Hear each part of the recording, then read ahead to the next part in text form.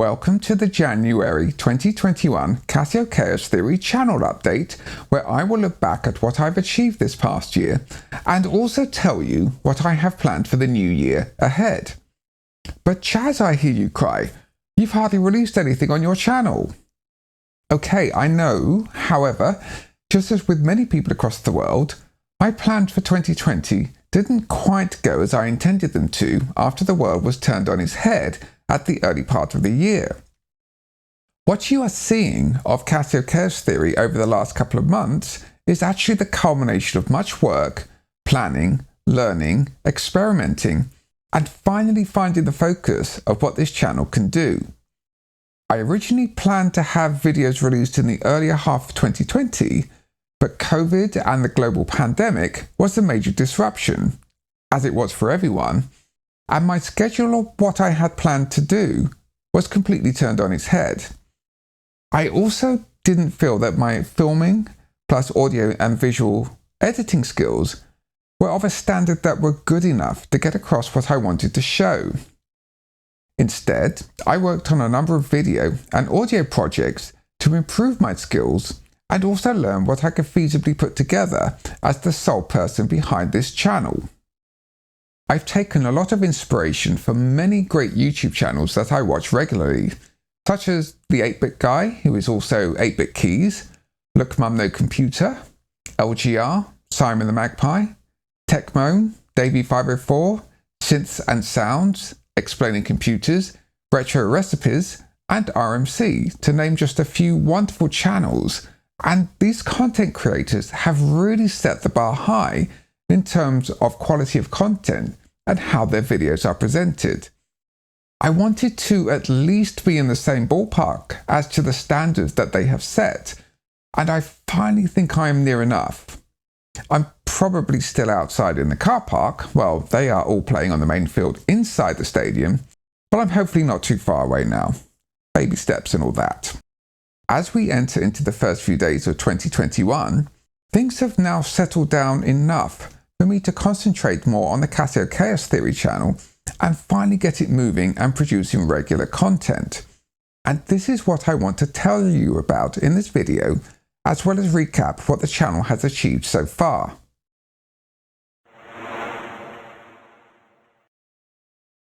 Just over a year ago, I put together the very first Casio Chaos Theory video, the teaser coming soon, to tell the world what to expect from this channel. That video was uploaded in November 2019 and was followed about 6 weeks later by my Skypath video, a musical composition that I had originally written and recorded a few years ago before I emigrated from the UK to the USA. I put a video together from numerous pieces of video footage from multiple flights I'd taken over the years to give the illusion of a single flight from takeoff to landing to fit in time with the music. I reworked some of the original recording, added some in-flight announcement and extra sound effects, and though the video editing I did to stitch the video together was rather simple and basic, I'm pleased with the end result. As a whole, it works quite well.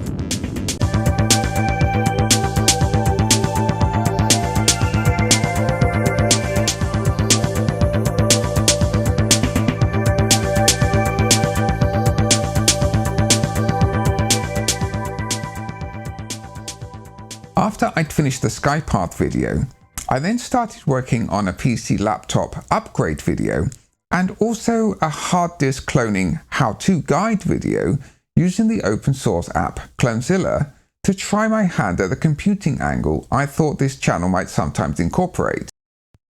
This was all round about the time that COVID really hit, and once it did, anything non-essential was put on the back burner. I continued to work on these projects when I could, but when I was working on some new musical compositions, I also realized that I really needed to improve my audio recording, mixing and mastering skills, especially with regards to using my relatively new to me DAW, Acustica Mixcraft Pro Studio 9. To do this, I took on a similar project to my SA76 Harold F-Track and used this one very cheap keyboard, it was $15 new including shipping, as the sole sound source. Even with the extra power and features of a fully featured DAW, writing a complete track only using this was much harder and required a lot more work compared with the Harold F tune that was recorded using the much more basic free recording app Audacity, but with the much better sounding Casio SA76. Because in all honesty, the MQ4915 really is not a very good keyboard at all. The SA76 is a high-end product in comparison.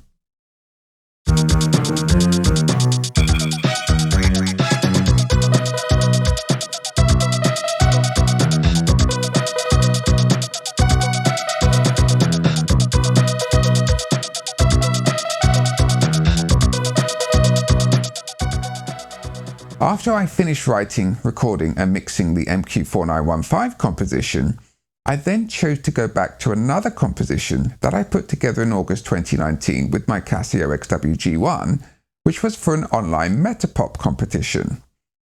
The competition was in conjunction with the wonderful Cats on Synthesizers in Space, a fun Facebook and Instagram artist that does exactly what their name suggests, and that is to put cats on synthesizers in space. I kid you not. And definitely check them out if you haven't already, because their artwork is incredible. I'll put links to Cats on Synthesizers in Space down in the description box below. The competition required that, quote, all you need to do is produce a beat using cat sounds. We found some great samples for you thanks to freesound.org, but you get bonus points if you sample your own furry friend. Plus, it could be of any genre. My original version of the track was a rush job to get it finished in time for the competition deadline, which I didn't come close to winning. And I was just starting to learn and use the Mixcraft Pro Studio DAW. As such, though I was happy with the bones of the track, the overall mix wasn't very good, and I felt it lacked in many areas.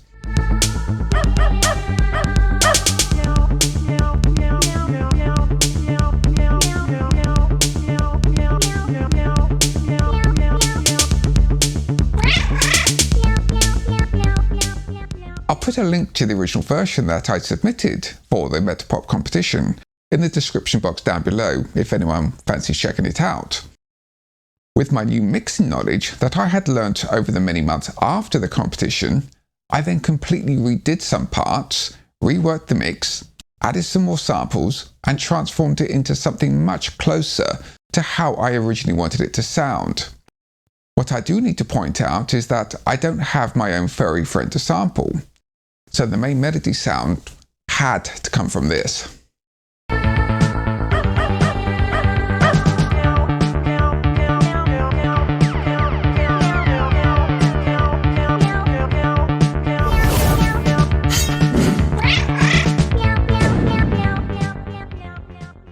I was inspired to get this, a Meowsic keyboard, after seeing Simon the Magpie feature it in his hilarious video where he managed to write a whole and fantastic song with it. Wow! And also from seeing it in one of David Murray's 8-Bit Keys episodes. Apparently this is not a music keyboard, rather it is a Meowsic keyboard. Let's go with the meow!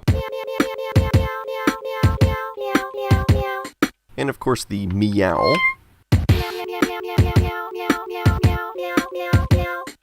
Okay, wait, I definitely have to play this.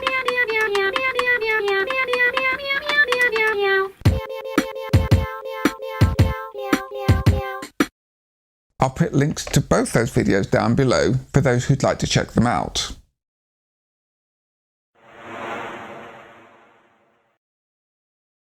After that was finished, I then planned to do a quick video reviewing the Casio SA76, which turned out to be anything but quick for two reasons. One, I wasn't happy with the look of my filming of the keyboard during the demonstrations, and two, because the SA76 has so much packed into it, it took ages to cover it all in detail. Plus, as it was the first comprehensive keyboard review that I have ever done, I had no set framework nor previous experience putting together a video review. So I kind of made it up as I went along, as well as following some main points I planned to cover.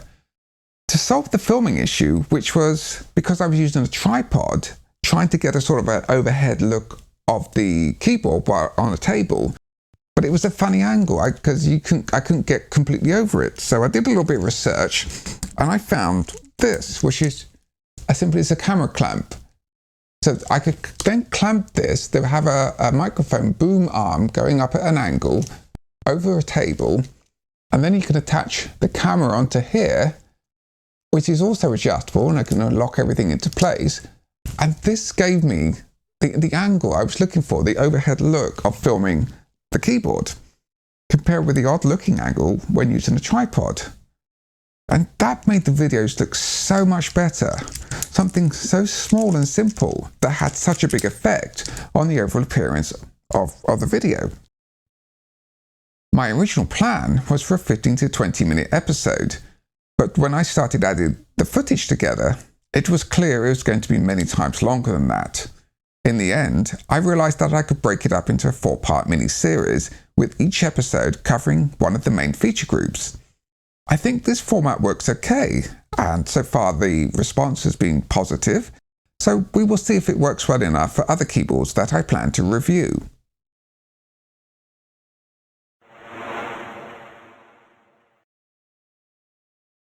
Once I had most of the SA76 review filmed and in the can, I wanted to put out a little promo video of the complete track I had written and recorded with just the SA76 and Audacity to showcase the SA76 and tie it in with a review.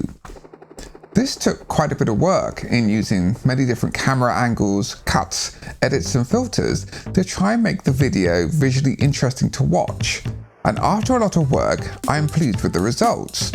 I felt that my filming and editing skills were finally getting to the level I wanted them to be. Considering the limitations and that the video is just various shots of the SA76 being played in time to the music, with the addition of some filters and precise editing, I managed to get the video to be more exciting than just a single static shot of me playing, and hopefully it fitted the vibe of the track too.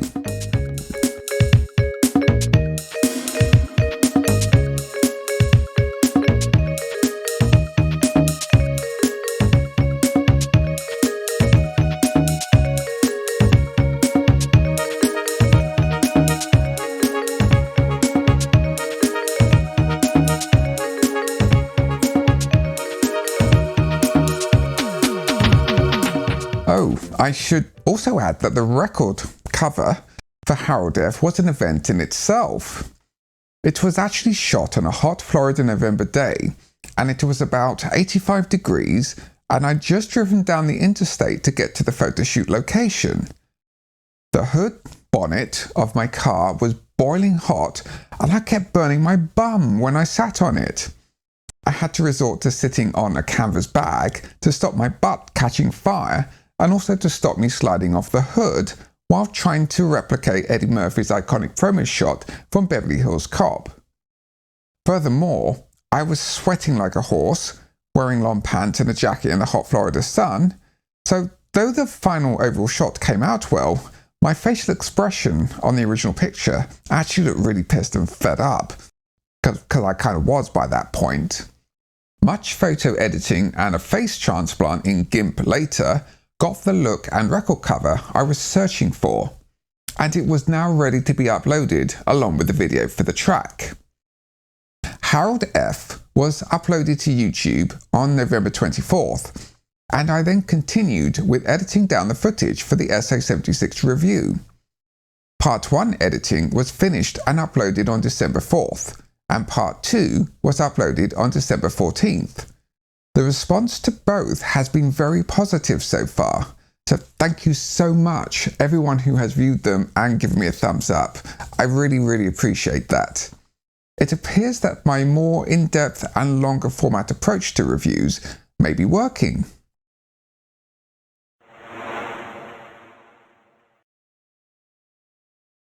This then left me with 11 days before December 25th to put together a Christmas video that I have long wanted to do. I had wanted to retrospectively review the vintage computer games that I grew up with, and having the Commodore 64 as my first computer, many of the games I'd like to review are from that platform. To kind of introduce and combine the Commodore 64 retro computer element to the channel, and also incorporate it with a Casio element, I wanted to redo the music of the 1982 Commodore Christmas demo, mostly using similar era Casios, and also include them visually in the actual 1982 demo itself. I had learned how to do green screening, Chromakeying, a few months back, so I let my imagination run wild a bit and then put it all together in a fun and festive video.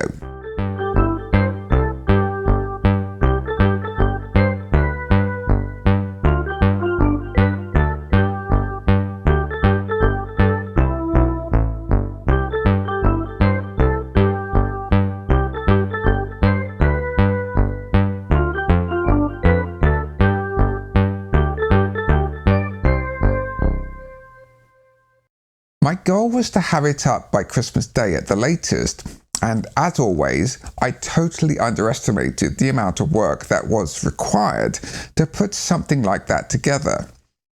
I finished the filming about 3 a.m. Christmas Day morning, and I was starting to finish some of the editing, but I had to call it a night, or day, at 5 a.m. as I was exhausted. Luckily, on Christmas Day, we weren't having Christmas dinner until 5:30 p.m., so I finished all the editing when I got up, and I finally got it uploaded to YouTube by 5 p.m. on Christmas Day. I'm very pleased with the result, considering it was the first full Chromakey project that I had put together, and the response to it has also been very positive. Thank you everyone who has liked it and has contacted me and said how much they enjoyed it. I only wish that I'd finished it a week earlier to give it more exposure in the run-up to Christmas.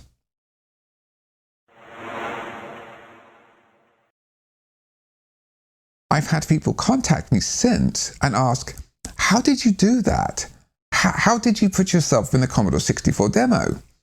How were you able to be in front of and behind the C64 graphics? Well, it isn't that difficult to do, in all honesty. It's more of a time-consuming and somewhat tedious process that occurs during the editing stage to achieve these effects.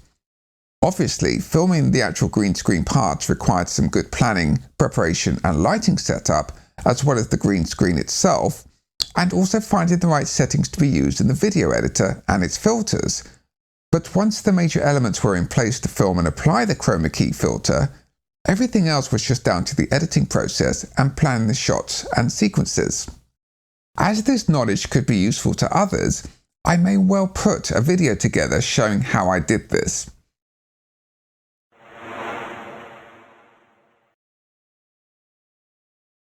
So what can you expect from Casio Chaos Theory in 2021?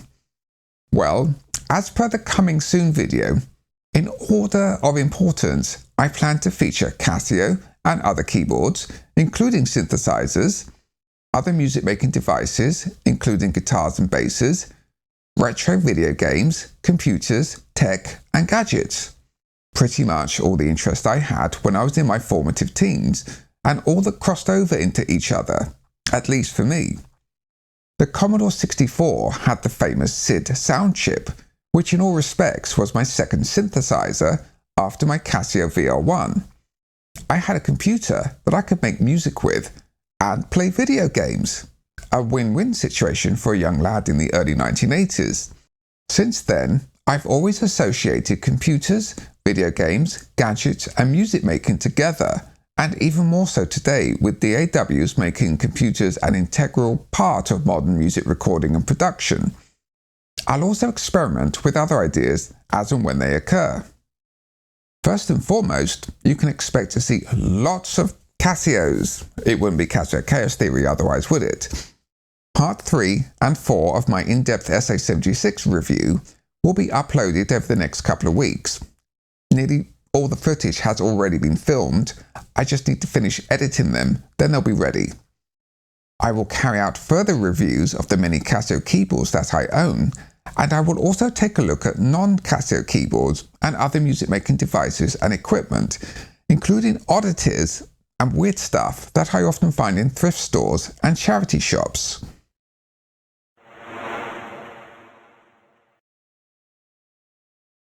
These two will definitely be featured, as I've written tracks using both of these. Bizarre, ooh, shit. I think my chair has just died on me. Okay, that was kind of weird. It's a Kawasaki keyboard that folds up. I know, that's kind of bonkers. Another Kawasaki folding keyboard. They got a thing about folding keyboards. I have a thrift shop special, this one. Something rattling around inside it. It was $1.99. Then I have kind of junky kids toy that makes noises. A roll-up drum kit. I mean, because don't we all need roll-up drum kits. So this, I'd like to do something with this. Voice effector thing, megaphone. You speak into it and it mutates your voice. So, and then we have a rap man. This is kind of the crazy Casio period, where they made a keyboard with a scratch platter, and it has this voice effector thing. You can plug a microphone in, it does weird things to your voice. And I also have this. This is the last of the SK models, the very last incarnation. This is the SK60. It's more powerful than the more famous SK1, but in the process, it kind of lacks some of the character. Kind of the SK1 had a really weird way of mutating the samples, and that's what kind of really gave it its unique tone. And they were getting really good by the time they got to this one, to the point they kind of lost a bit of character in the process. Sort of. It's still got a lot of really fantastic little features. It's still quite a fun little keyboard. Then what else do we have? We have, this is another one. This is an HT700 from the latter part of the 1980s. Looks like a home keyboard. It has an analog filter on board, and it's got some really nice sounds in it. And I definitely want to feature this. This is heavy. This is a Casiotone CT201. And historically, this is the very first Casio home keyboard from 1980. And I got this one cheap. It mostly works. It's seen better days. But with a bit of TLC, I'm hopefully be able to use it and get it functioning fully. So I definitely want to see what I can do with that, simply from a historical purpose. There you have it. That's a selection, a small selection of some of the many keyboards I have, some of the many Casios I have. I will try and feature them all somehow, in some way. So stay tuned and let's see what I can come up with.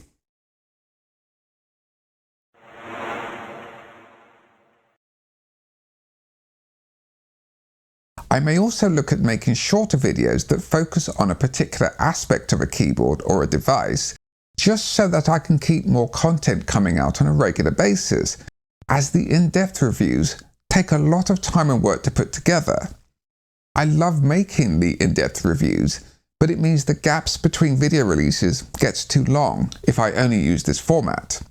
I also hope to produce some ambient style pieces to put together with videos I have shot of places that I have visited, such as the Sarasota Moat Aquarium, where the video footage I shot of these aquatic and marine exhibits certainly give off a wonderful air of ambience.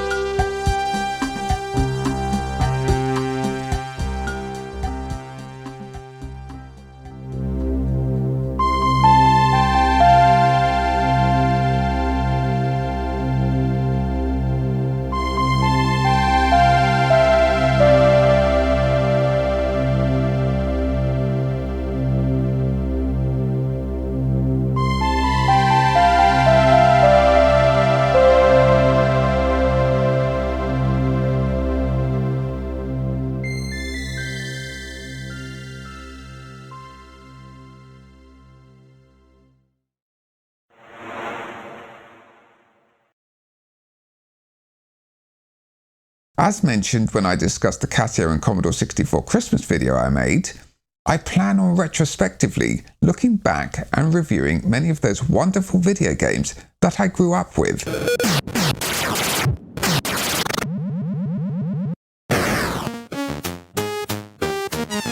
And I may also occasionally branch out to other retro gaming platforms such as the Atari 2600,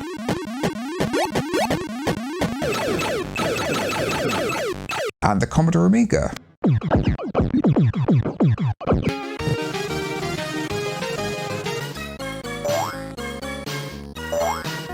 Possibly others, all of which were a significant part of my life during my adolescence as a young adult. I'll research and examine these games, go through vintage magazine reviews, and see just how well they stand up today, or whether rose-tinted specs made them appear better than they actually were.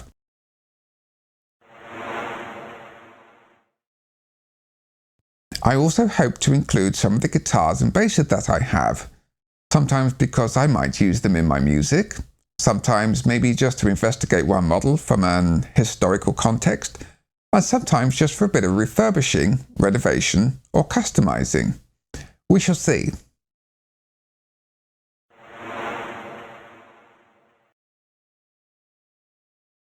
The other topics that I may touch on are computing, especially using them for music making, and also investigating some older Windows and Linux computers to see if they could be dragged kicking and screaming into the present, or not, such as this 2003 Hewlett-Packard laptop that I've had for many, many years.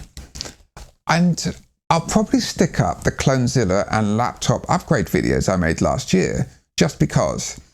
It's a shame to have them sitting on my hard drive doing nothing, when they might help someone, which is certainly an objective I'd like many of my videos to have, sharing knowledge so that others can learn and use it for themselves.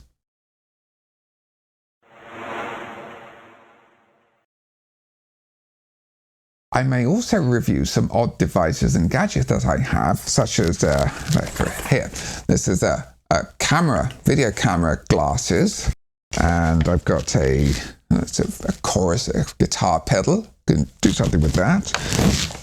Guitar tuner, I'm not sure what I could do with it, but maybe something, because they're very handy little devices to have. These weird glasses, looks like something that Doc with the lights on them. I think Doc from Back to the Future might have been wearing something like these. They're actually magnifying glasses. And this is a wide-angle lens, which is really, really handy to use in certain situations, because reviewing these things may help someone else who's also interested in this particular gadget or device, and it could help. Additionally, as I spent most of last year working out how to get a YouTube channel together in terms of camera, lighting, audio capturing, filming, recording, and all the various processes involved, I might also look at making a series of videos that could help and guide others going through a similar process of starting up their own channel and all the equipment that's involved.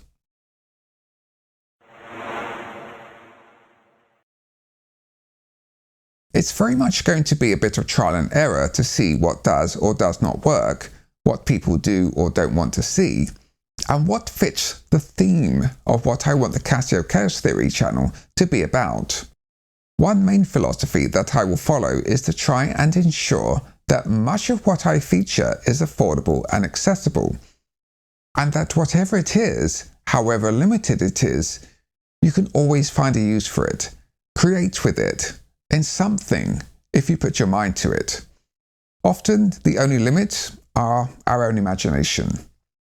I also want to share my discoveries and any knowledge that I gained in anything that I do, so that viewers can benefit and use that knowledge too. I hope that many of you will come with me on this journey into the Casio Chaos Theory. To conclude this episode, let's all look back on 2020 and reflect on everything that could and should have been done better, and make sure that pesky 2020 doesn't make a reappearance.